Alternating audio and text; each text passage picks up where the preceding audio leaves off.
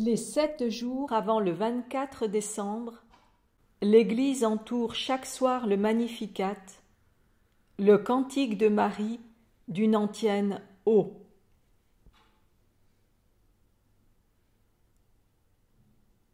Ô sapientia, ô Adonai, ô radix, ô clavis, ô oriens, ô rex, ô Emmanuel. Héros, je serai là. Crasse, demain je serai là. C'est toute l'espérance de l'Avent. Dieu vient nous rencontrer, Dieu vient nous sauver. Aujourd'hui, 20 décembre, l'Église chante l'antienne au clavis.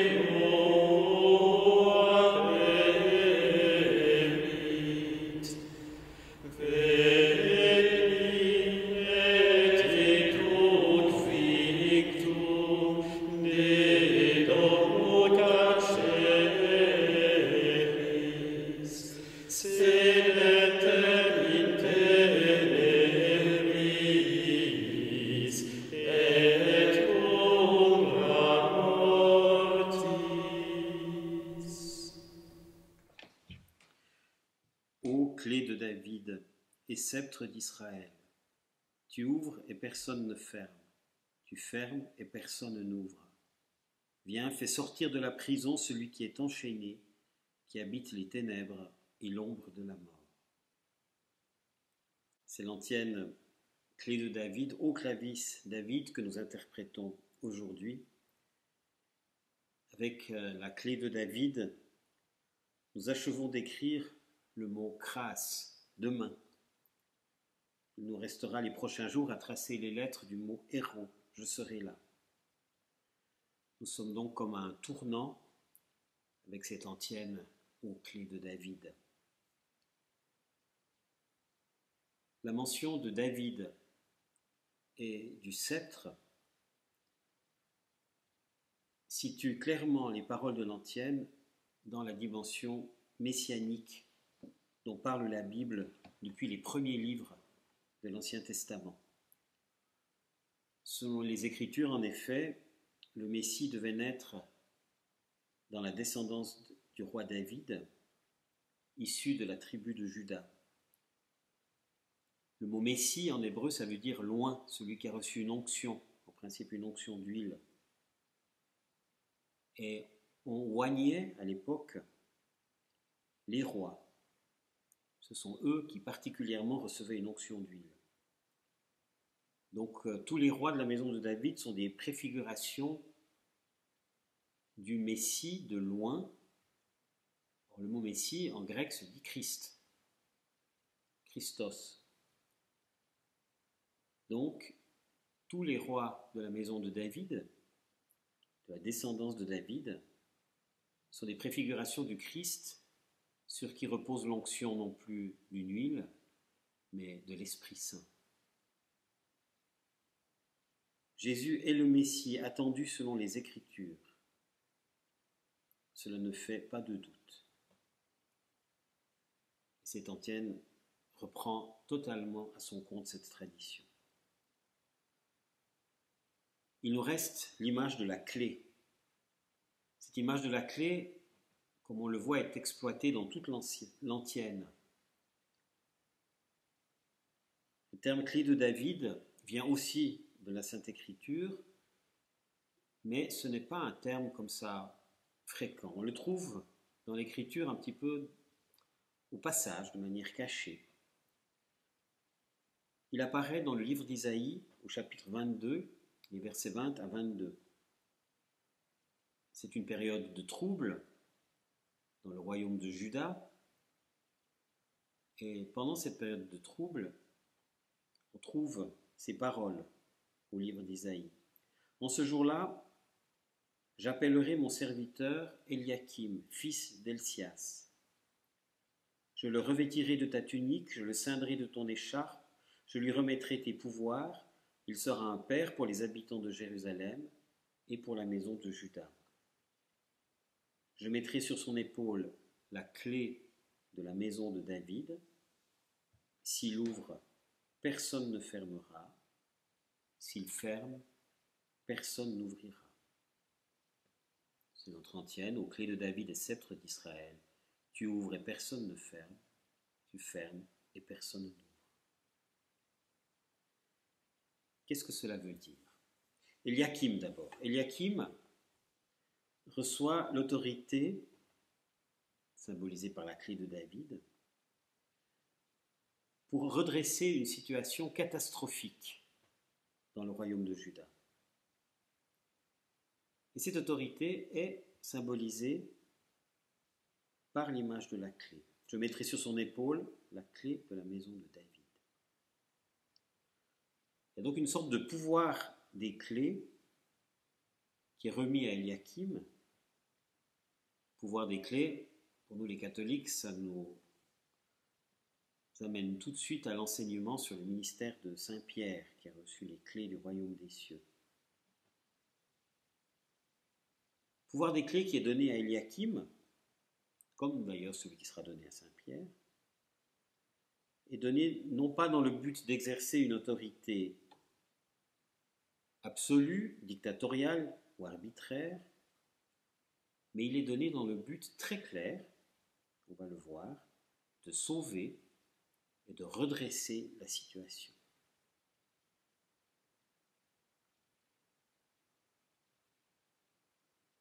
On retrouve le terme clé de David appliqué cette fois à Jésus au livre de l'Apocalypse, chapitre 3, verset 7. Dieu ordonne à Saint Jean, à l'auteur de l'Apocalypse, d'écrire à cette église, symbolisant la totalité de l'église du Christ. Lorsqu'il parle de l'église de Philadelphie, il s'exprime en ces termes. À l'ange de l'église qui est à Philadelphie, écrit « Ainsi parle le saint, le vrai, celui qui détient la clé de David, celui qui ouvre et nul ne fermera, celui qui ferme et nul ne peut ouvrir. » Celui qui détient la clé de David dans ce passage, c'est le saint, le vrai, c'est-à-dire Dieu, Jésus. C'est lui, en fin de compte, qui a le pouvoir des clés.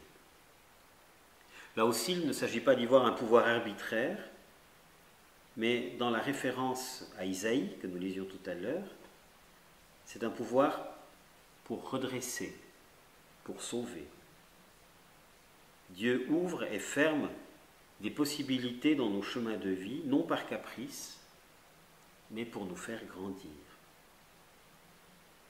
Comme si Dieu ouvrait et fermait les portes afin d'ouvrir cette fois pour toujours la grande porte, celle de la vie véritable en Dieu, celle de la vie éternelle. Le texte de l'Apocalypse continue de la manière suivante, au verset 8. « Je connais ta conduite. Voici que j'ai mis devant toi une porte ouverte que nul ne peut fermer. Car sans avoir beaucoup de puissance, tu as gardé ma parole et tu n'as pas renié mon nom. » Le Seigneur est la clé de David qui peut ouvrir et fermer, mais le but final, c'est cette grande porte ouverte que nul ne peut fermer, qui est la porte vers lui. Le pouvoir d'ouvrir et de fermer est au service de l'unique mission de Jésus, qui est finalement d'ouvrir les portes de la prison dans laquelle nous sommes enfermés. C'est le sens du Veni, du Viens, du Maranatha de l'antienne de ce jour.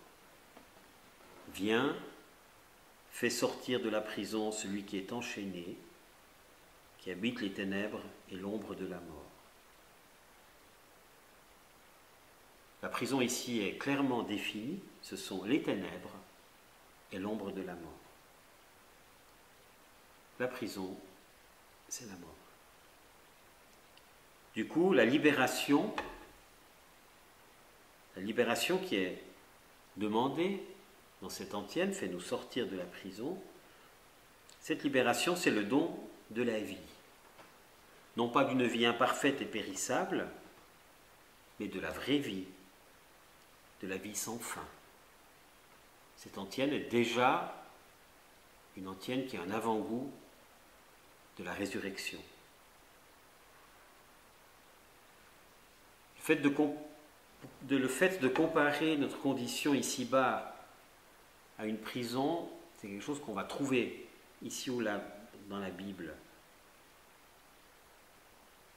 La prison, c'est cette prison dans laquelle nous enferment nos péchés, dans laquelle nous enferme notre condition humaine.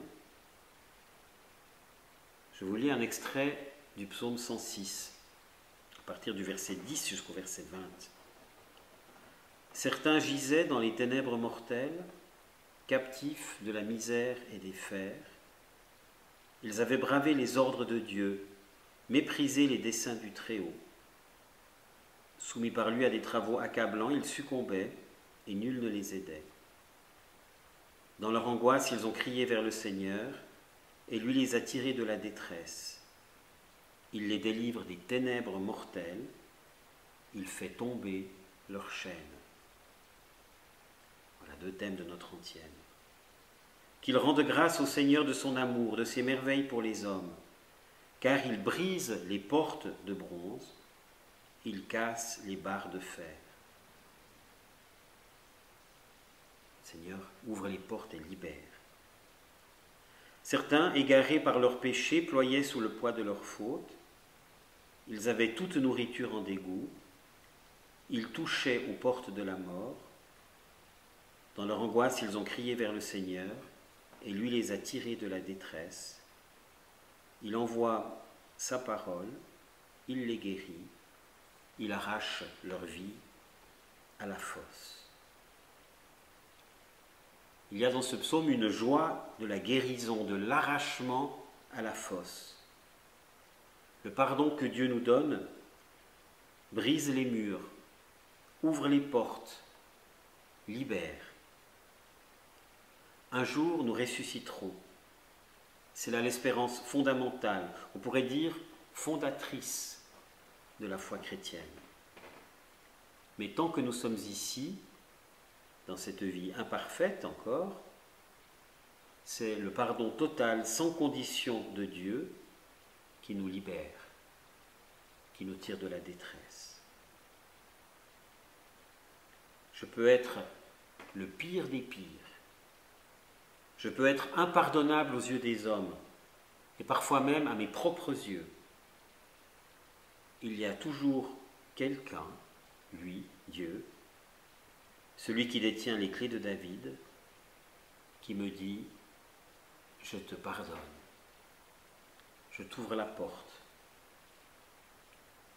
Quelle libération! Oui, nous avons besoin de cette venue, nous avons besoin de ce Maranatha, nous avons besoin de la clé de David pour ouvrir nos vies, pour leur donner une nouvelle lumière, pour leur donner un sens. J'ai dit tout à l'heure que l'antienne aux clés de David était comme un tournant dans la succession des antiennes O qui marquent notre ultime marche vers Noël. Les derniers mots de l'antienne nous introduisent déjà à celle de demain. Celui qui est enchaîné et dit « habiter les ténèbres et l'ombre de la mort ». Donc l'ouverture des portes, la délivrance, c'est la sortie des ténèbres et de l'ombre. C'est une illumination au sens fort de ce terme le don de la lumière. Or demain nous allons invoquer l'Oriens, ô Oriens, c'est-à-dire ô toi qui te lèves, l'image du soleil levant. La splendeur de la lumière éternelle, dirons-nous. La libération nous amène à la lumière. C'est un beau chemin à parcourir avec nos antiennes. Un beau chemin aussi à parcourir dès ici-bas avec Jésus. Et ce chemin ne peut que nous amener à entrer complètement et totalement dans la lumière.